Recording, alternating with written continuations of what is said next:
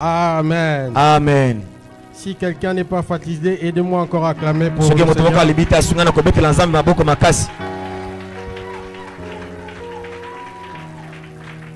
Alors je dis un grand merci pour Dieu qui nous permet d'être là ce soir. Nous ne l'avons pas prévu, mais Dieu l'avait prévu. Merci beaucoup, Pasteur Willy. Merci à Maman Ange. La Maman Ange. Certainement qu'elle est... Voilà, merci beaucoup. Merci à toute l'équipe qui travaille ensemble avec le pasteur. Mais aussi merci à vous tous qui êtes là ce soir. Si ça ne vous dérangerait pas de m'aider à saluer votre voisin,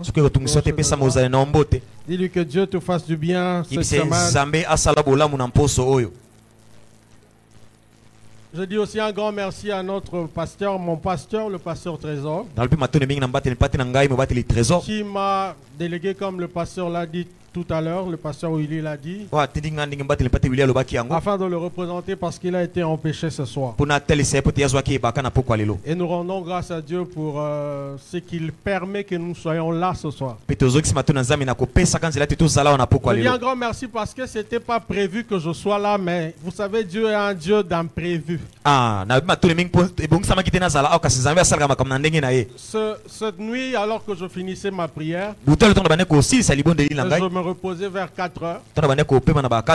Et pendant que je me reposais, je vois que j'étais à Salongo. Vous voyez, Dieu, moi je ne savais pas que je devais être ici aujourd'hui. Mais Dieu le savait. Alors je me réveille le matin, je me vois que j'étais en train de prier pour les gens à Salongo. Et il a fallu juste 1 heure pour que, bon, les après-midi pratiquement, c'est vers les après-midi que le pasteur m'écrit. Si je pouvais le remplacer ici. Et pourtant je n'avais pas ce programme. Et je suis en train de prier en commençant ce moment. Je prie que Dieu t'introduise dans une saison où tu n'as pas prévu certaines choses, mais que Dieu l'amène. Je suis en train de prophétiser dans la vie de quelqu'un. Je parle de ce Dieu qui, peut-être tu n'as pas prévu un mariage cette année, mais je prie que Dieu t'introduise dans cette saison où tu n'as pas prévu cela, mais que Dieu l'emmène. Je le déclare dans le nom puissant de Jésus. En réalité, je ne suis pas venu pour prêcher, je suis venu pour prophétiser et pour prier avec quelqu'un. Aide-moi à dire à ton voisin que Dieu t'introduise dans une saison de choses que tu n'avais pas prévues. Parce que quand Dieu t'introduit dans une saison de choses que tu n'avais pas prévues, lui, il prévoit toujours de bonnes choses pour nous. Alors ma prière ce soir, c'est que Dieu t'introduise dans cette saison. Tu n'avais pas prévu un mariage, mais que Dieu l'emmène à l'accomplissement. Je pensais que je prophétisais pour quelqu'un ce soir. Que Dieu t'introduise dans une saison où de choses qui t'étonnent, parce que lui a prévu cela. Alléluia. Amen. Ce jour-là, Saoul n'avait pas prévu que la royauté viendra sur lui. Il était parti pour autre chose. Mais ce qu'il ne savait pas, c'est que le ciel avait prévu que la royauté viendrait sur lui. Alors je suis en train de proclamer que Dieu t'emmène à vivre des choses que tu n'avais pas prévues. Tu n'avais pas prévu d'entrer dans la présidence, que Dieu t'introduit. Tu n'avais pas prévu ce travail, que Dieu t'emmène. Il est un Dieu qui prévoit des choses que nous n'avons pas prévues. Et que le Dieu qui marche avec moi t'accorde cela ce soir. Oh, je suis heureux d'être là ce soir. J'ai longtemps entendu parler de la maison de transformation et aujourd'hui Dieu me fait grâce d'être là. Alors ce soir je ne suis pas venu seul, je suis accompagné par ma charmante épouse que je prierai de se lever. Je suis marié à la seule et à l'unique. Je n'ai pas une autre et pas l'intention de divorcer.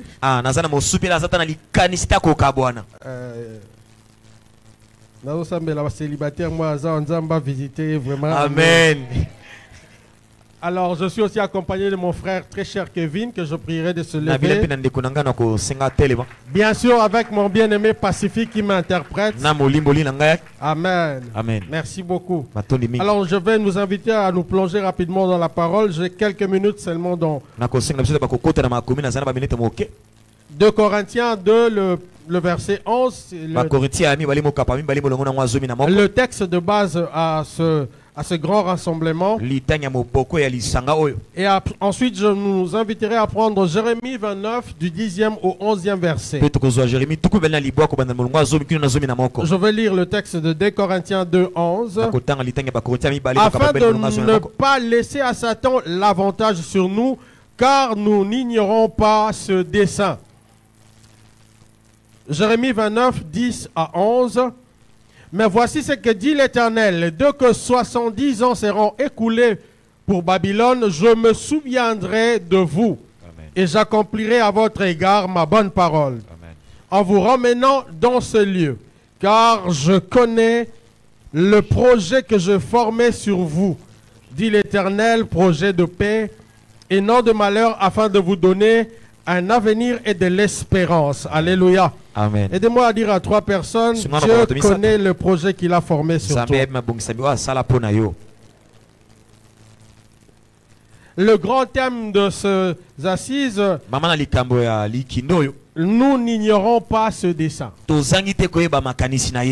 Mais le sous-thème qui m'a été proposé pour ce soir, être conscient de dessein de Dieu. Par la grâce de Dieu, je vais essayer de parler de ce sous-thème. Et il est important pour moi d'entrer de jeu de parler de ce que le pourquoi de ce message ce soir.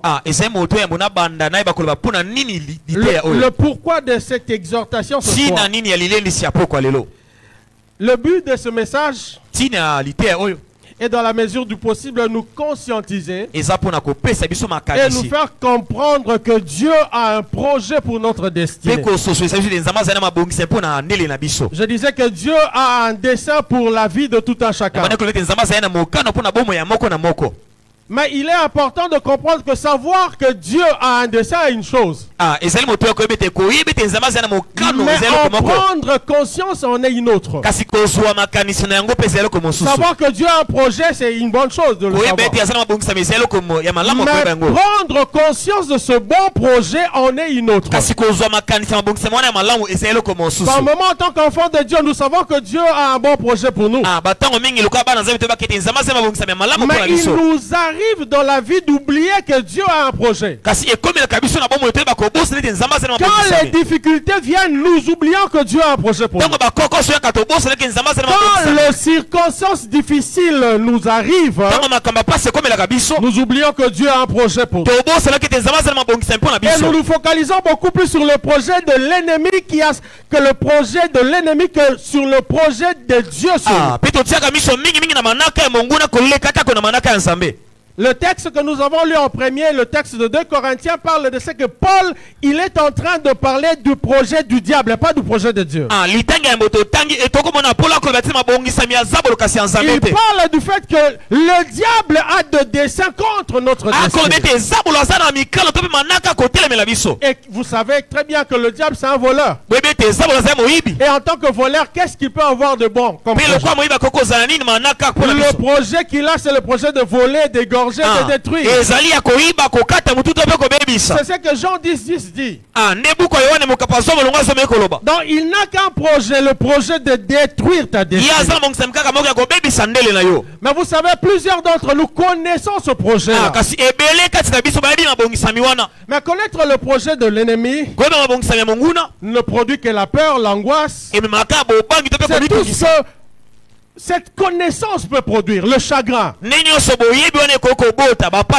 que ce n'est pas la bonne nouvelle. Quand on connaît tous les démons comment il y a la hiérarchie de démons, comment le diable se prépare à nous attaquer, comment le monde des ténèbres s'organise.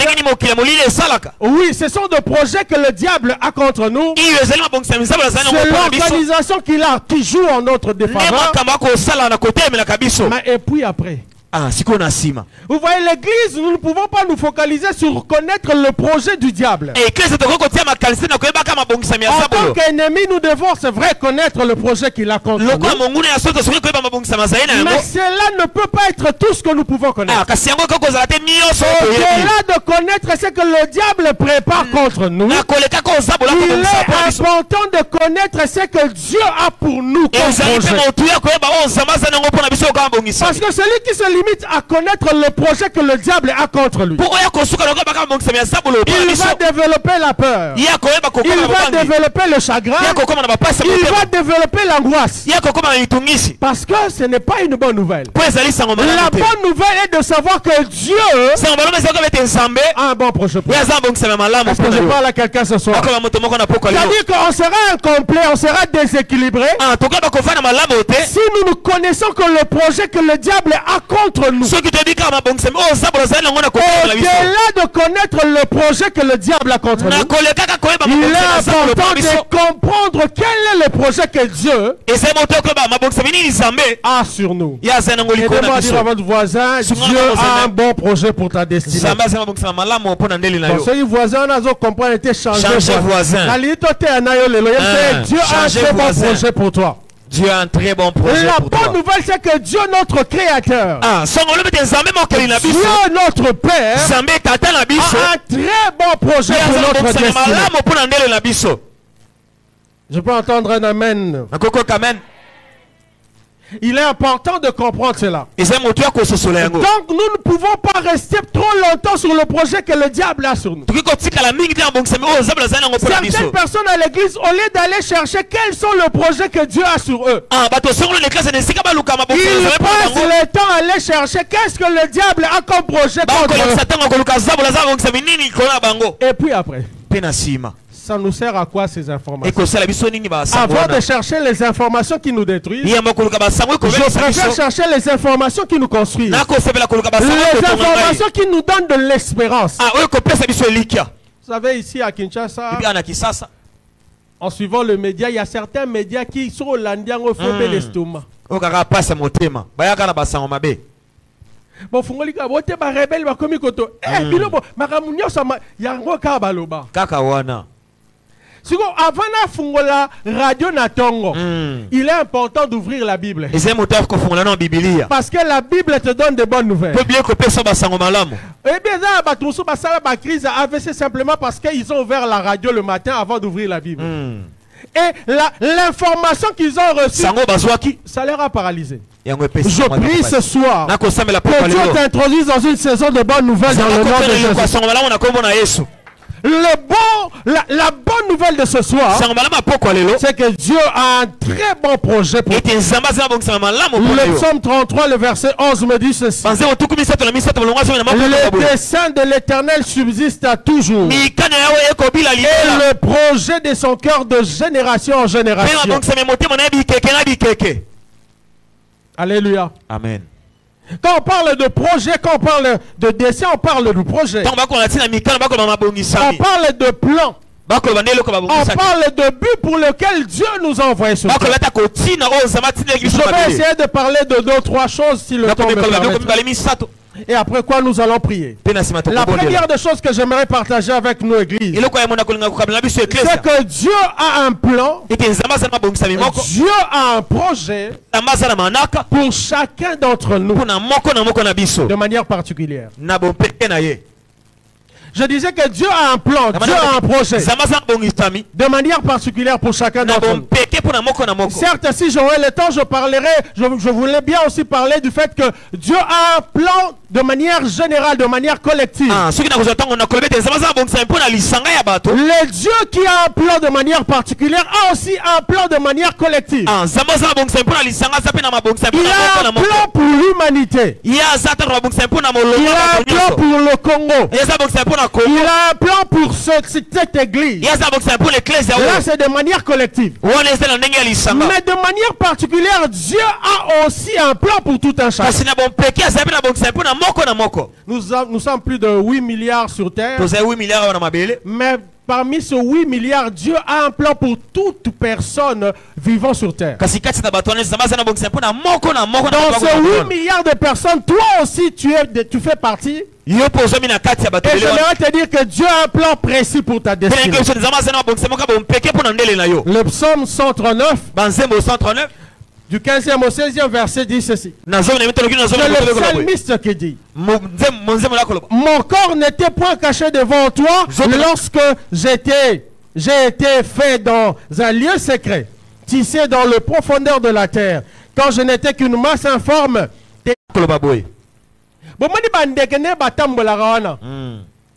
Ils ne sont pas faits à l'image de Dieu ni à la ressemblance de Dieu. Mais les oiseaux que vous voyez là, il n'y a aucun d'eux qui ne peut tomber à terre sans que l'Éternel le sache ce qui va se passer. Bon, entre nous, ça dit. Si Dieu vraiment doit penser à un oiseau, si Dieu doit penser à un moineau qui n'a pas été créé à son image et à sa ressemblance, à combien plus forte raison ne pensera-t-il pas à toi qu'il a créé à son image et à sa ressemblance? Le moineau là, il le prend en charge, il le nourrit, et à combien plus forte raison toi qui l'as créé à son image et à sa ressemblance? J'aimerais dire à quelqu'un ce soir, oublie un peu ce que tu traverses. N'oublie pas que Dieu a formé un projet sur toi. Jérémie 1, 4 à 5.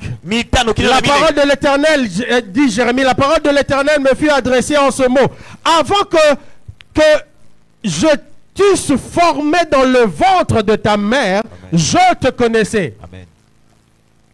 Et avant que tu fusses sorti de son sein, je t'avais consacré, je t'avais établi prophète de nations. C'est-à-dire qu'avant même que tu ne saches parler, avant même que tu ne commences à fréquenter l'église, avant même que tu deviennes frère en Christ, pendant que tu étais encore païen, pendant que tu faisais encore tout ce qui ne plaisait pas à Dieu, Dieu t'avait connu là-bas.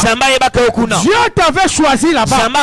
Alors que tu ne savais même pas qu'un jour tu servirais l'Éternel, lui, il savait pourquoi il t'avait créé. J'aimerais dire à Paul ce soir, celui qui était Saul de Tarse hier, Dieu t'a connu avant que tu le connaisses.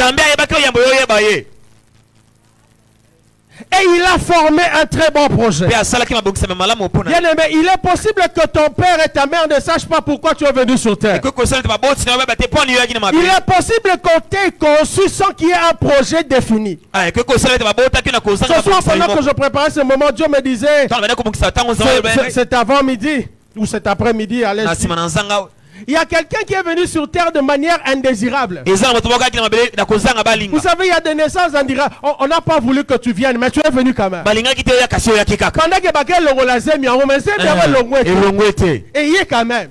On n'a pas prévu, on t'a pas calculé. On n'a pas prévu que tu viennes sur terre. Mais même pendant qu'il préparait que tu ne viennes pas sur terre, Dieu lui, je le déclare pour quelqu'un, Dieu lui, il connaissait pourquoi tu viendrais sur terre. Hier, je suivais le témoignage d'un homme qui m'a beaucoup glacé, William, le bishop William Duncan du Ghana. Il parle du fait qu'il était jumeau dans le ventre de leur mère. Et je ne sais pas comment, vraiment, qu'est-ce qui s'est passé. L'un de jumeaux, son jumeau est mort. On devait avorter quelque chose de comme ça. Et lui, il était caché parce qu'on ne savait pas qu'il y avait des jumeaux.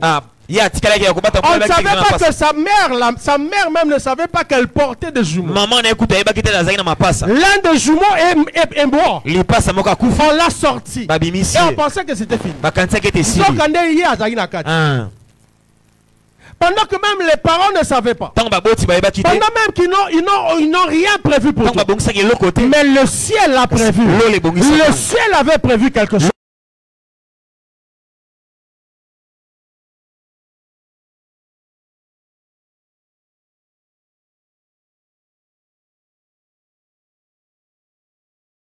David.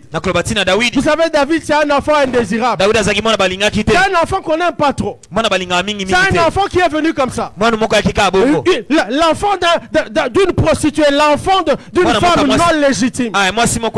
Mais vous savez quoi? Dieu, lui, il connaissait.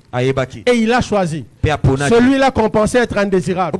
J'aimerais parler à un cœur ce soir. J'aimerais dire à quelqu'un ce soir, c'est que le Dieu que vous priez, le Dieu que vous cherchez, il a planifié toute votre destinée. Il savait que vous viendrez sur terre. Alors arrêtez de tourner le regard vers ce qui vous inquiète. Je parle à quelqu'un qui se pose des questions ce soir. Dieu m'a envoyé de dire qui est celui qui a formé ce projet.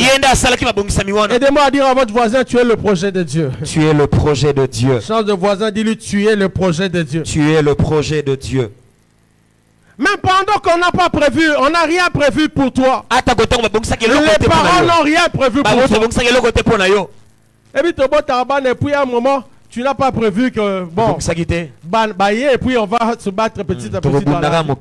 Mais ce n'est pas le cas pour Dieu. Est-ce que je parle à quelqu'un ce soir? J'aimerais vraiment de tout mon cœur que quelqu'un comprenne qu'il n'est pas là sur terre par hasard. C'est parce que Dieu avait planifié que tu sois là. Je suis en train de prier ce soir que quelqu'un comprenne cette vérité. Que quelqu'un comprenne cette vérité. Quelqu'un qui passe de moments d'angoisse. Quelqu'un qui traverse de moments où il se pose des questions. Pourquoi Dieu m'a placé dans cette famille? Pourquoi ici au Congo? S'il était question de choisir, je pense que parmi les soirs. Car des personnes. Koya na Congo, ko vivre na Congo. Mutumwa le biso vivre na Congo. Et ça le roi, ozo ça stage à faire. C'est-à-dire que on la muki tongo bimi embouteillage au Kenya, c'est-à-dire que son outil Congo osa vraiment osa champion. Ce qu'on commune à niveau ba France, autant ne ba lela o c'est ka ba papa makambo la kuta na kuna. Bino abi boza bien. Que le Dieu de cieux t'accorde la consolation ce soir. J'étais en train de prier que Dieu relève ta tête et que Dieu t'accorde de vivre une saison où tu es conscient du fait qu'il t'a prédestiné à la gloire. Est-ce que je peux entendre la main de quelqu'un ce soir? Vous savez quoi? Le sens de la vie. Le sens de la vie ne commence pas quand vous avez découvert pourquoi Dieu vous a appelé. Le sens de la vie ne commence pas quand vous découvrez votre mission. Non, quand vous découvrez votre appel ou votre vocation. Le sens de la vie commence quand Dieu dans l'éternité décide de vous envoyer sur terre. Avant que vous découvriez pourquoi Dieu vous a envoyé sur terre. Lui, il sait pourquoi il vous a envoyé sur terre. La bonne question à se poser, c'est pourquoi. Ou encore la bonne question à se poser, pourquoi ici et maintenant? Pourquoi dans cette famille? Pourquoi ici au Congo? Pourquoi à Kinshasa? Pourquoi dans cette église? Pourquoi dans cette génération? Ce sont des bonnes questions à se poser. Parce que Dieu ne fait rien au hasard. Pourquoi tu n'es pas né au temps de Noé? Pourquoi tu n'es pas né au temps de Paul? Pourquoi ici et maintenant? Pourquoi au Congo? J'aime beaucoup ce qu'un homme de Dieu a dit. Nous tous, nous avons été créés en Adam. Mais nous tous, nous ne nous manifestons pas, ou Dieu ne nous manifeste pas au même moment. Nous avons été créés au même moment en Adam. Mais la manifestation se fait de manière progressive. Dieu a commencé par sortir Abimisi Noé. à son temps, il sort Abraham. Et puis Élisée vient. Élisée.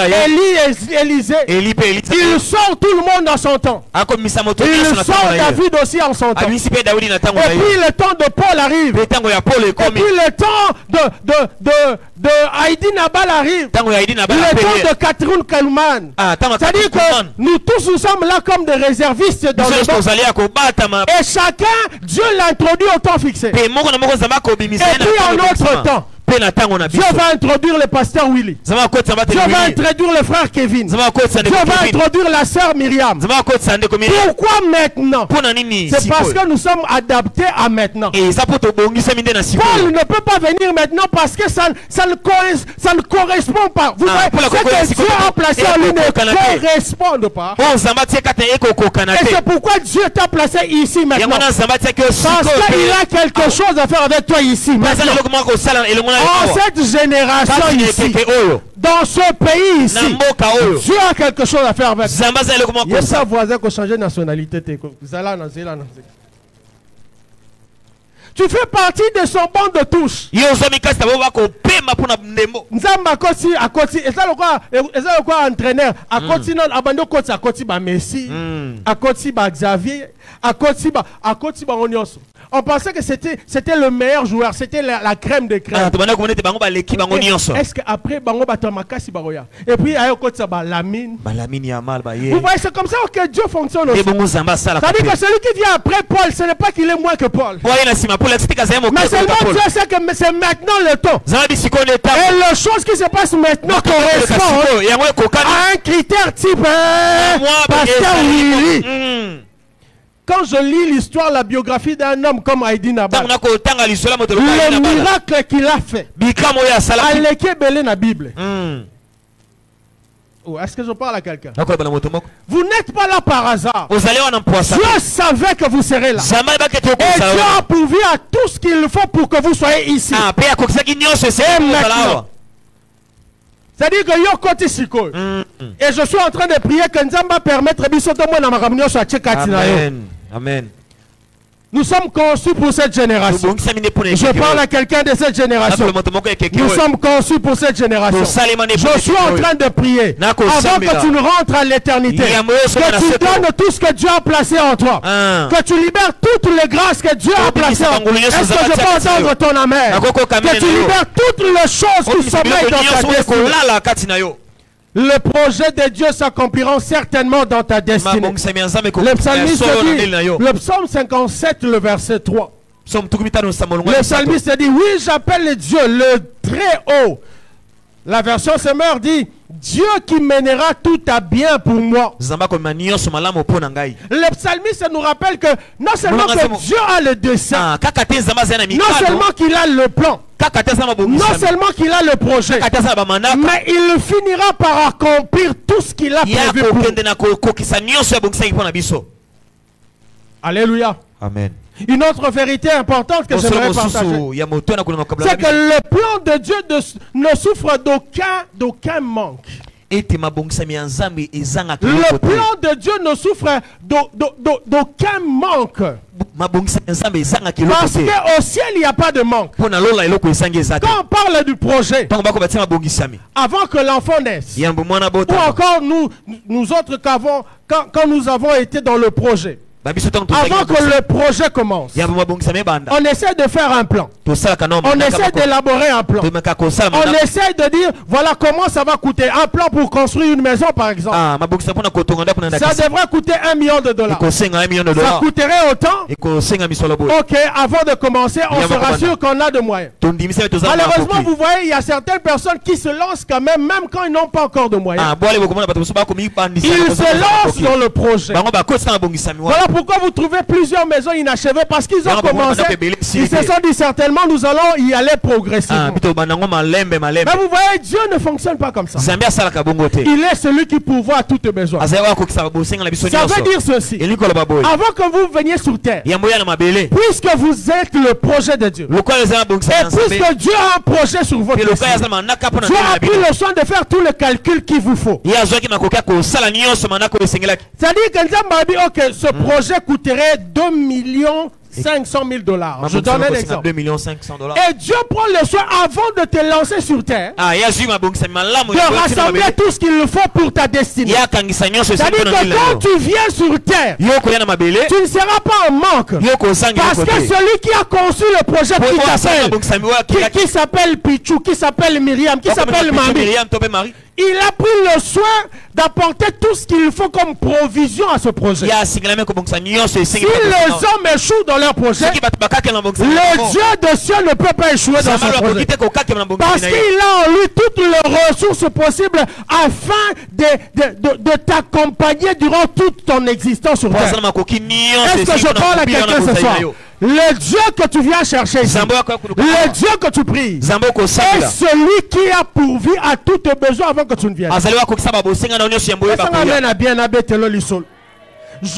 J'aime beaucoup le Dieu que nous prions. On l'appelle Jéhovah Jireh. Jéhovah Jireh, ce n'est pas quand tu es dans le besoin qu'il pourvoit tes besoins. Il a pourvu avant que tu ne demandes quoi que ce soit. Quand on parle d'Abraham, Abraham est sur la montagne. Il a déjà allumé le feu. Il est sur le point de tuer son enfant. Mais quand l'ange lui dit non, le feu. Mais après il se rend compte que il faut quand même qu'il y ait un sacrifice. Mais comment je veux faire? Ici je n'avais pas prévu une autre solution. Je savais que ce serait Isaac qui sera sacrifié. Mais pendant que Abraham réfléchit, pendant que Abraham s'est dit maintenant que ce ne sera plus Isaac, qu'est-ce que Dieu avait précédé sa question là. Dieu avait pourvu avant qu'Abraham. Quand Abraham lève les yeux, il voit le bélier. Ce n'est pas à ce moment-là que Dieu a pourvu. Dieu avait pourvu avant qu'Abraham ne lève les yeux, avant qu'Abraham constate qu'il est dans le besoin. J'aimerais dire à une destinée ce soir que Dieu avait prévu tout ce qu'il faut dans ta destinée. Aura-t-il occasion, on peut s'en amen. Dieu avait prévu tout ce qu'il faut pour ta destinée. Pour bénir ta destinée. Le jour où tu te rends compte que tu es dans le besoin du mariage, ce n'est pas à ce moment-là que Dieu réfléchit sur toi. Ma Bible dit ce jour-là, Genèse 3. Alors c'est Abraham, Adam se rend compte d'une chose. Il a nommé tout ce qui défilait comme animal. Il se rend compte qu'il n'a pas une aide semblable. Mais quand vous lisez la Bible, nulle part où vous allez voir que Adam a demandé cela à Dieu. Adam s'arrête à constater qu'il est dans le manque. Il est dans le besoin. Mais avant même qu'il ne pense à ce manque-là, Dieu avait prévu une solution pour Adam. Parce que le psalmiste dit, il connaît de quoi nous sommes formés. Nous sommes le troupeau de son pâturage. J'aimerais dire à quelqu'un ce soir, ne t'inquiète pas sur le projet que tu as. Ne t'inquiète pas sur les questions que tu te poses. Le Dieu qui t'a envoyé sur terre, il connaît très bien le pourquoi et comment il va pouvoir te bénir. Je suis en train de prier ce soir que le Dieu de cieux t'accorde de vivre une saison de providence divine. Je suis en train de prophétiser à quelqu'un. Quand je suis entré et pendant que nous étions en train d'adorer, j'ai vu 17 personnes. Dieu me parlait de 17 personnes qui vont visiter ce soir. Et pendant que je parle, ces 17 personnes, Dieu est en train d'accorder une providence qui dépasse leur imagination, leur entendement. C'est-à-dire qu'avant Senga Boussala, avant Senga Sogeloni, le Dieu qui répond à la prière est celui qui a pourvu avant même que tu le pries. Ce n'est pas parce que tu as prié que Dieu exauce ta prière. Ce n'est pas parce que tu as jeûné. Avant même que tu nous gênes, avant même que tu le pries, le Dieu de cieux a prévu une provision pour ta destinée. Alors je viens dire à ce soir à quelqu'un que ne t'inquiète pas sur ta destinée. C'est ce que Christ dit dans Matthieu 6. Ne vous inquiétez donc de rien. Qu'est-ce qu'il dit? À chaque jour. À chaque jour. C'est-à-dire que pendant que toi tu t'inquiètes sur demain, il a fait en sorte que le lendemain se soucie de ce que tu dois avoir. Pendant que tu penses, Seigneur, l'homme n'a relié nini, l'homme n'a relié nini, libala nanga osa wapi, wapi. Si c'est quoi ma boîte pendant que tu réfléchis à ça, le lendemain avait déjà pris soin de te prendre en charge. J'aimerais dire à quelqu'un ce soir, le Dieu de la Bible a prévu tout pour toi. Le Dieu de la Bible a prévu que le lendemain te prenne en charge. Le Dieu de la Bible a prévu que le lendemain te prenne en charge. Alléluia. Amen. La provision a précédé tes besoins. La provision a précédé ta demande. Et j'aimerais le déclarer dans la vie de quelqu'un ce soir. Tu n'es pas un projet inachevé. Vous voyez, les hommes peuvent commencer les projets et s'arrêter parce que moyen d'abango est si les poches est souki. Abandagi a bien à 5 niveaux. Mais comme il a un niveau moi, agent sur le moyen. Parce que abandagi papa a koufi. Mais la bonne nouvelle avec Dieu, il travaille avec sa poche. Tu ne poche c'est-à-dire que tu ne peux pas t'arrêter au niveau où tu penses t'arrêter. Parce que tu es le projet de Dieu. Et parce que Dieu a prévu tout pour toi. Mais aussi parce qu'il ne manque de rien. Il est Jéhovah Jireh. Il a la providence pour toi comme projet. J'aimerais dire à quelqu'un ce soir, arrête de t'inquiéter. Arrête de t'inquiéter sur le projet que tu as. Et tu ne seras pas inachevé comme projet de Dieu. Est-ce que tu peux acclamer le roi de gloire ce soir? Je disais que tu ne seras pas inachevé comme projet de Dieu. Tu ne seras pas inachevé. Le Dieu de la Bible est fidèle. Le Dieu de la Bible est fidèle. Le Dieu de la Bible est fidèle. Quand nous prions par moment, il nous arrive de nous poser beaucoup de questions. Et vous allez vous rendre compte que certaines prières que nous faisons, ce sont des prières d'incrédulité. Nous ne prions pas parce que nous croyons en Dieu. Il nous arrive que nous prions parce que nous ne croyons pas, nous doutons. Ce n'est pas moi qui le dis, c'est la Bible. Qu'est-ce que Christ dit? Que ceux qui s'inquiètent pour le lendemain, il leur qualifie de quoi? Hein? Des païens. Des païens. Il dit, ce sont des païens qui s'inquiètent. Quand tu t'inquiètes sur le manger, sur le bois, quand tu t'inquiètes sur est-ce que mon mariage aura lieu, je n'ai pas de ceci, je n'ai pas de cela. Christ dit, ce sont les païens qui cherchent ces choses-là. Ce sont les païens qui cherchent le pain et la nourriture. Vous cherchez premièrement.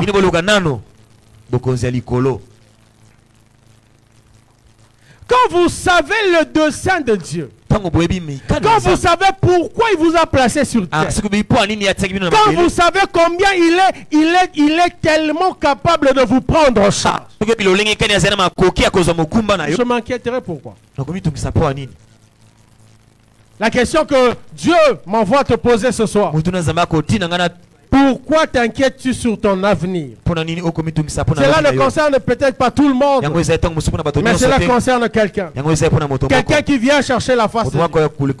À cause de tout ce qui se passe dans sa vie, on commence à faire de prières, mais comme je disais, de prières d'incrédulité. Parce qu'on ne croit pas trop que Dieu va le faire. Même quand il a dit qu'il le fera. Le projet de Dieu, c'est que tu vives le bonheur, que tu sois heureux. Le projet de Dieu, c'est que tu sois épanoui et que tu sois prospère. Ça, c'est le plan de Dieu. Alléluia. Amen. J'ai 2 enfants, nous avons 2 enfants avec mon épouse. J'aimerais bien que mes enfants étudient dans de bonnes écoles. J'aimerais bien que mes enfants étudient à Tassok, que je donne tout ce que je peux à leur éducation. Mais le problème, c'est que poche est mon coussé.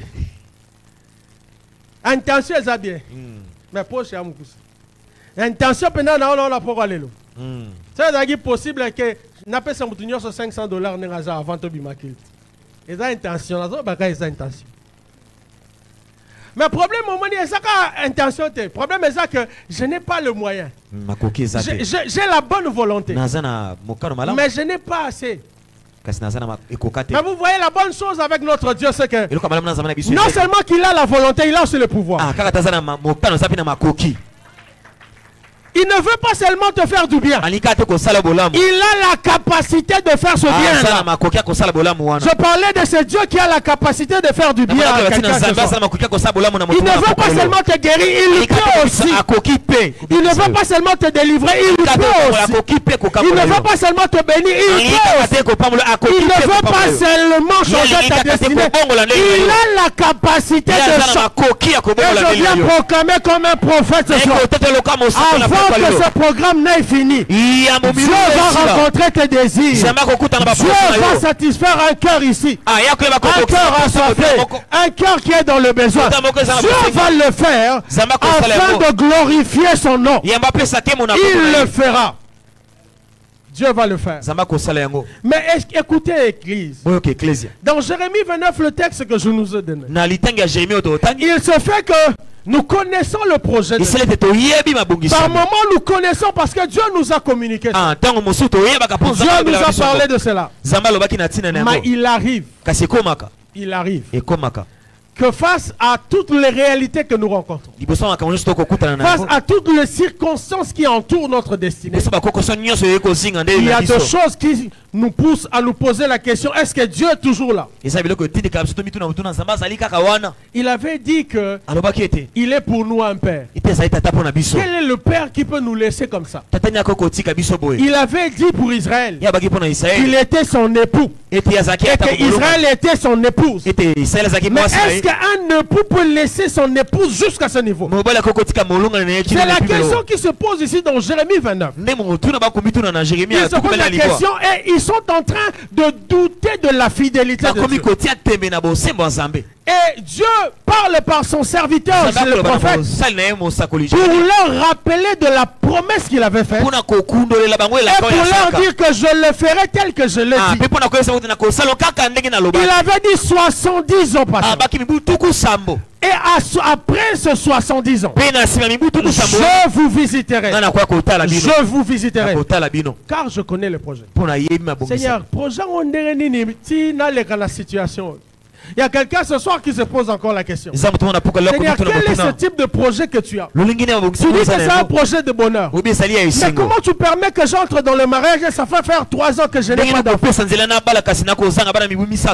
Il y a une soeur qui m'a vu il y a quelques mois. Elle dit, j'avais rendu grâce à Dieu quand Dieu m'a donné le mariage. Je disais certainement que ça vient de Dieu. J'ai rendu grâce.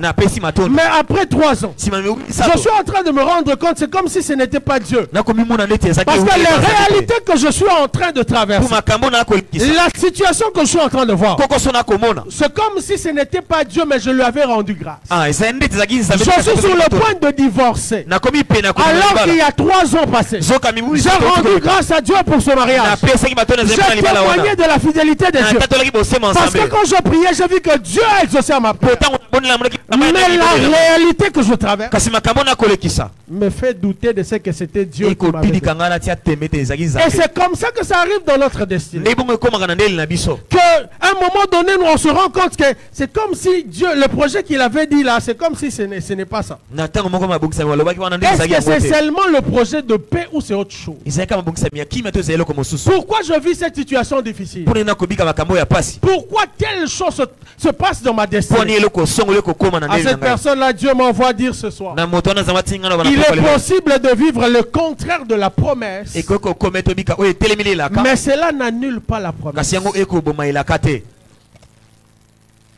Il est possible que vous traversiez un moment très chaotique. Mais j'aimerais vous dire qu'au temps fixé, Dieu agira.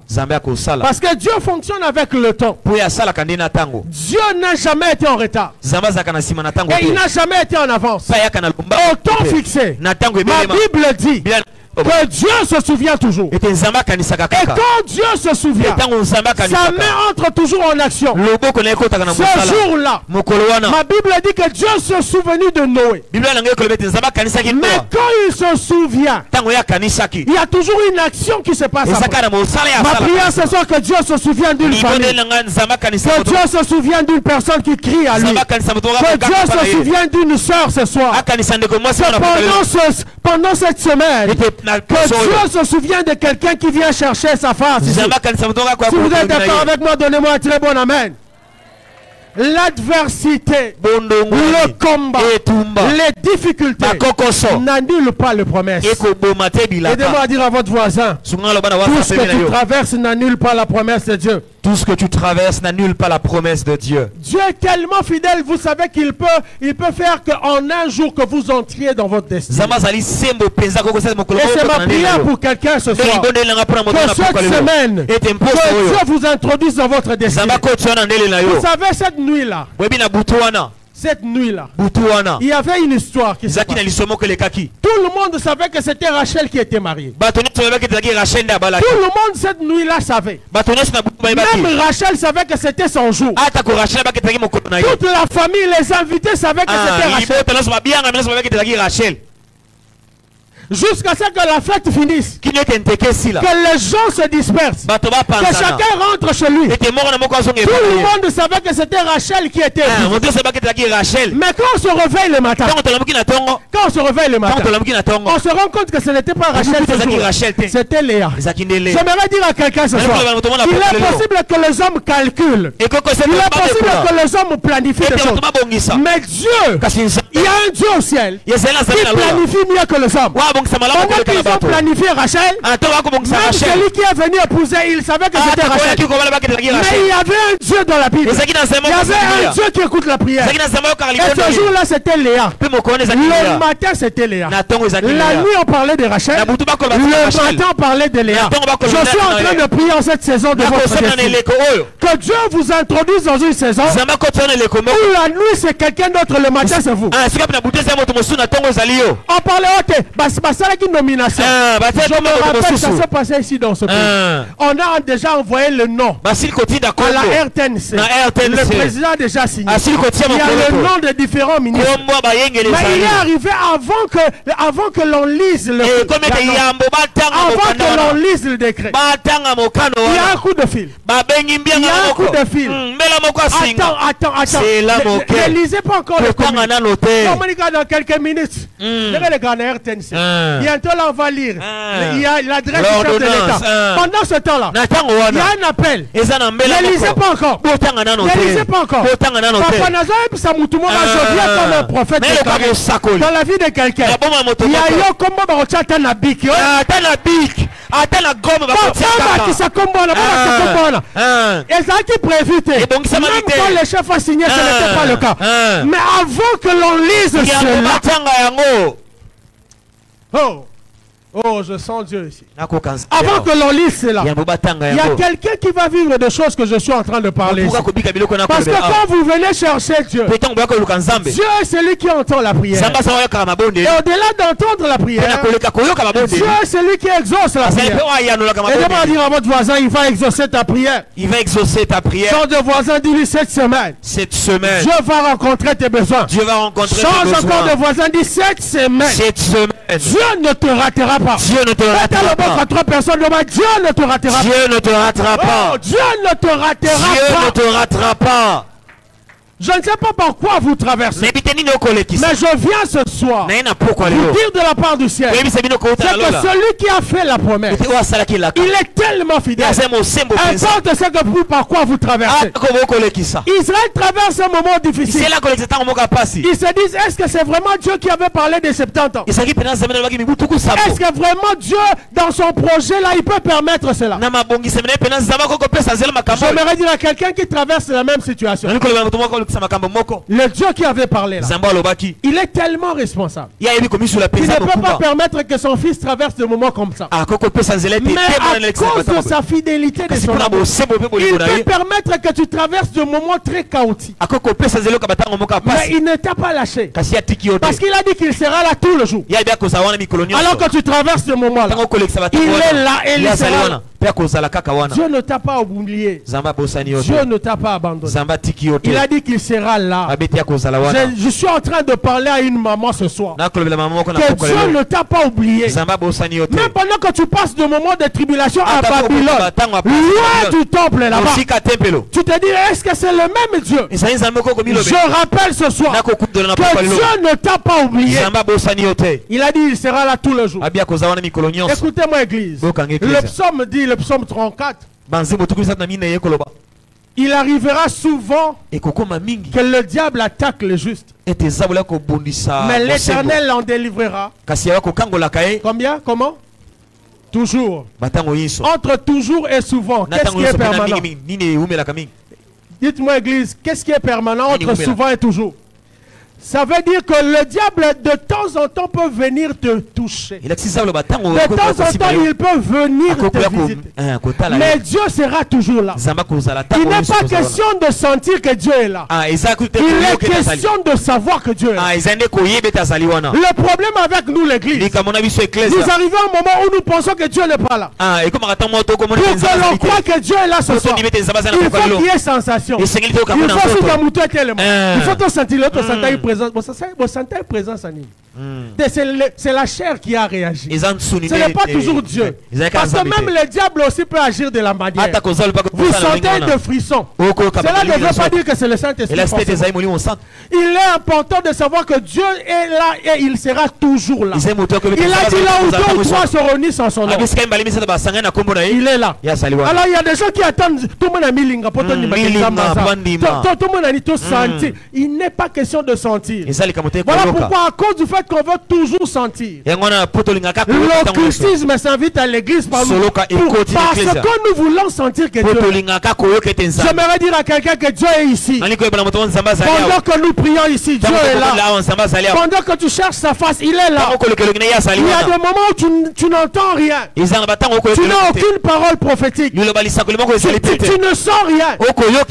La marche avec Dieu n'est pas question de sentir. Ce n'est pas une question de sensation, c'est une question de savoir. C'est une question de connaître que nous appartenons à Dieu et qu'il nous laissera en aucun jour. Est-ce que je parle à quelqu'un ce soir? Je suis en train de chuter pour que l'on prie pendant quelques minutes. Dieu a un projet pour toi. Et dois le rappeler à ton voisin que Dieu a ce grand projet pour toi. Dieu a ce grand projet pour toi. Dieu a ce très grand projet. Il a un grand dessein. Mais au-delà de connaître, d'avoir ce plan sur terre, le plan temporel que Dieu a pour vous, le projet, le grand projet qu'il a pour nous sur terre, le projet qui vise notre être physique, le projet qui vise notre vie ici sur terre. Il y a un grand projet que Dieu a, un grand dessein éternel qu'il a fixé pour nous. Il est important que l'on se focalise pas seulement sur ce qui est terrestre. Il est aussi important que l'on se focalise sur ce qui est céleste. Parce qu'au-delà d'avoir un plan merveilleux pour nous ici sur terre, Dieu a